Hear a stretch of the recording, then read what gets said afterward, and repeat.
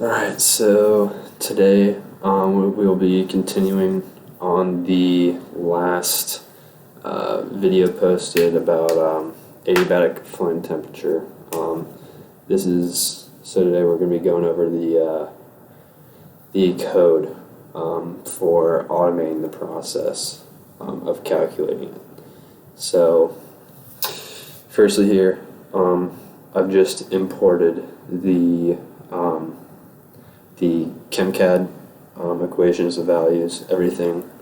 That way we can use the right values for all the compounds we're using, which would be the fuel, things like that. So in order to do our calculations, we're going to start with import not as np, and then we're going to be using a root solver. So from scipy.up.optimize import root, and then we're going to be importing the CAG tool. So import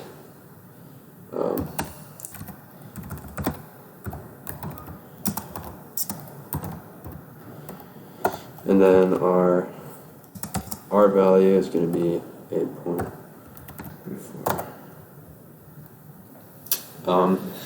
So now we're going to grab all types of values for our compounds from ChemTools or ChemCAD here. So P is equal to CHG.props. So we're grabbing the properties for all of these of methane, ethane, we have propane,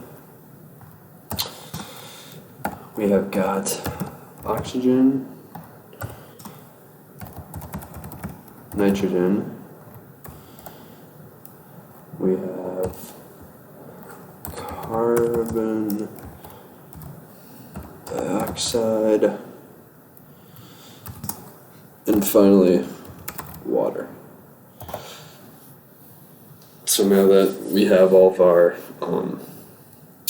properties, values, things of that nature from ChemCAD, we can go ahead and just kind of plug that stuff into our equation, which we derived in our last video. Is up behind me. So delta H T,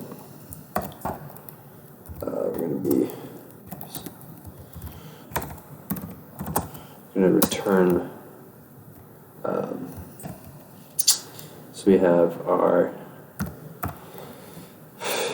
heat capacity by ideal gas A times T plus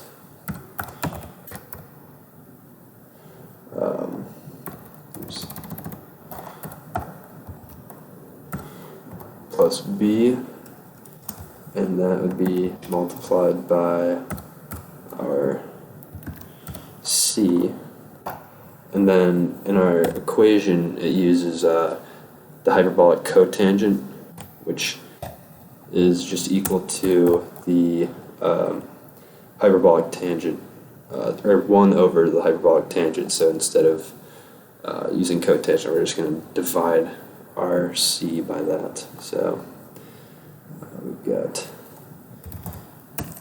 H R C divided by T, and then this will be a minus here. We got our D value times our E value times the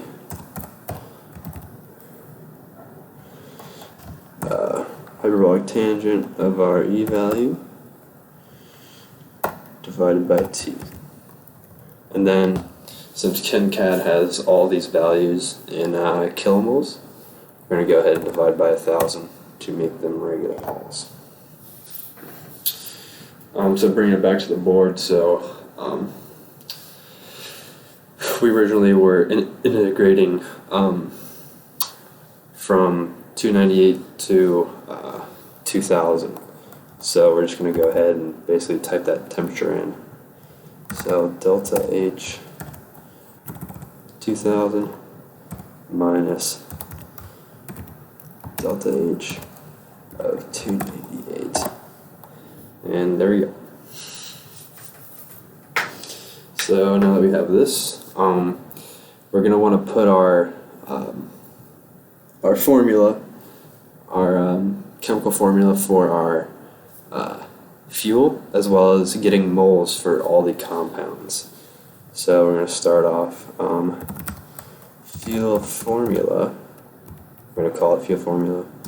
Is equal to create an array,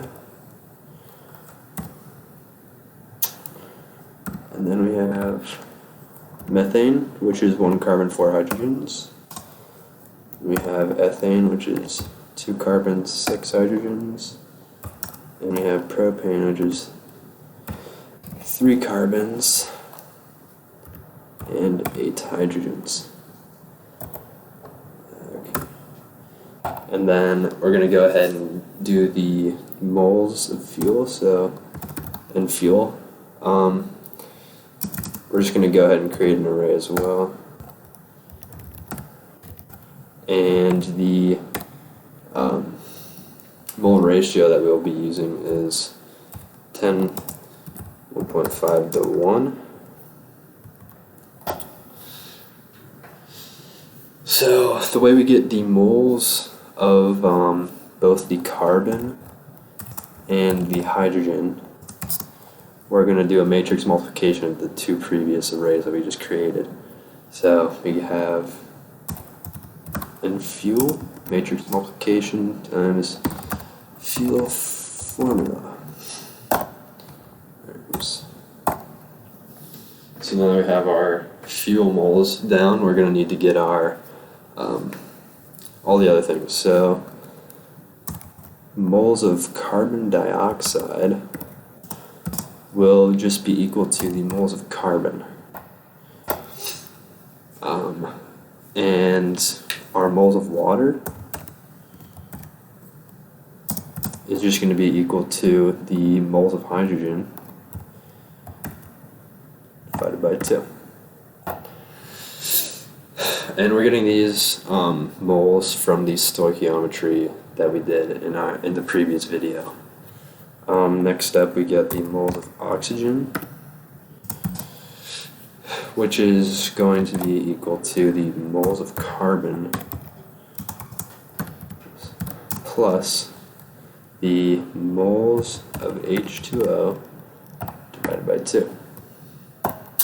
And finally, we have the moles of nitrogen, which we're going to be using that ratio 79 to 21, multiplying that by the moles of oxygen. Okay.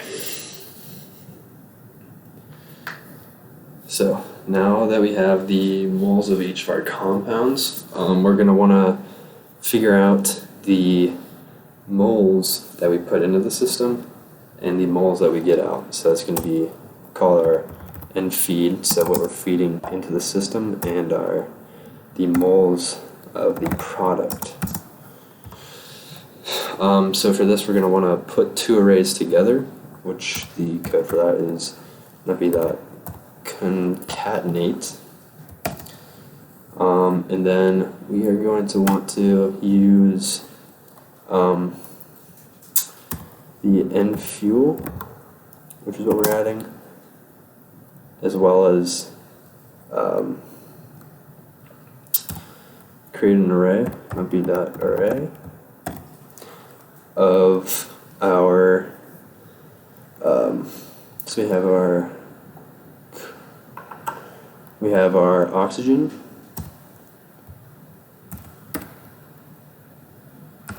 we have our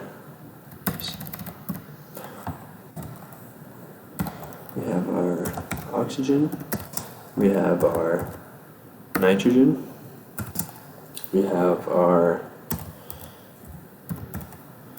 carbon dioxide, and we have our water.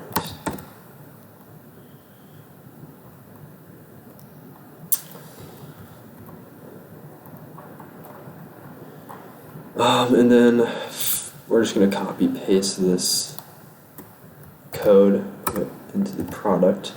Now, what we're feeding into the system, we are not feeding carbon dioxide in that's created, as well as water. Water is going to be created. What's coming out? There's no fuel coming out. So we're going to need to create an array. So an array of zeros. So the way we do that, that'll be zeros like n fuel. And then we are not putting any oxygen in. Nitrogen does come out, carbon dioxide comes out, and water comes out. Now, we're going to go back up here to calculate our heat of formation. So, heat formation of an ideal gas, we have moles and temperature. And the way we do this is by using dot products. So it might be dot our moles and the heat of formation of an ideal gas. And we're going to go ahead and add another dot product. It would be dot of moles and our delta H. So we have our starting 298, and then it's not going to be constant 2000, it's going to be changing as time goes along. So there we go. So we're going to want to get our heat of formation of what's going in, so N feed at the temperature 298, which is our starting temperature, and we are going to have our heat of formation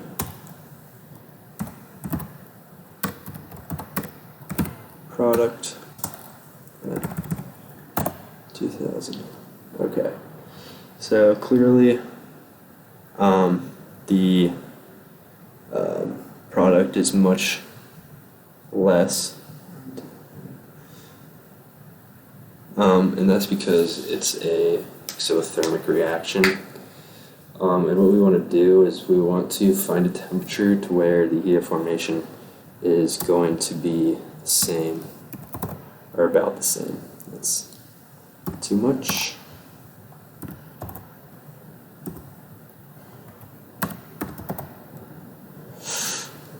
And that is pretty much the same there.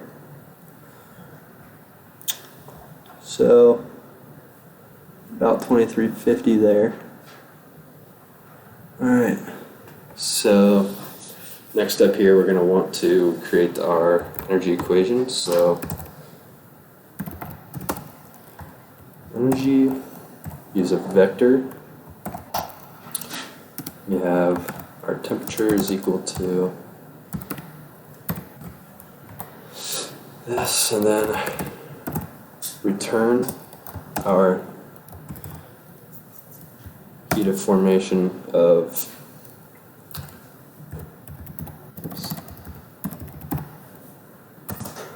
our feed from 298 minus the formation of our product at temperature T. And then we're going to be using a root solver here. So root of our energy at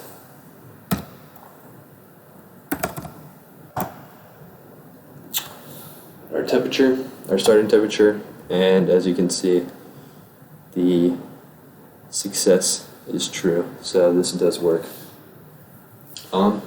And yeah, that is the code for what we went over yesterday, the adiabatic flame temperature, heat of formation. This is all in code here. So thank you for watching.